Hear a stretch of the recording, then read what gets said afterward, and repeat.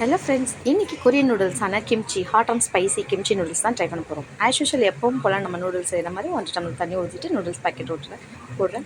இதில் என்னென்னா seasoning mix ஒன்று இருக்குது, சீசனிங் ஆயில் இருக்குது. இப்போ நம்ம அந்த சீசனிங் மிக்ஸ் அதை தான் போட்டு நம்ம மிக்ஸ் பண்ணுறோம். இப்போ சீசனிங் ஆயில் இதில் ஆட் பண்ணுறேன். இந்த ஆயில் பார்த்திங்கன்னா ரெட் கலரில் இருக்குது, செம்மையாக இருக்குது. பட் அந்த ஆயில் சேர்த்ததுக்கப்புறம் பார்த்திங்கன்னா அந்த அரோமா செம்மையாக இருக்குது.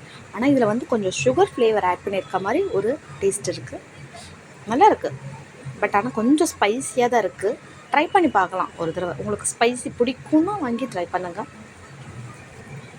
இப்போ நமக்கு நூடுல்ஸ் ரெடி ஆச்சு, பவுலில் ட்ரான்ஸ்ஃபர் பண்ணியாச்சு. ஃபஸ்ட்டு என் பெரிய பொண்ணு தான் ட்ரை பண்ணுறாங்க, பார்க்கலாம் எப்படி இருக்குன்னு.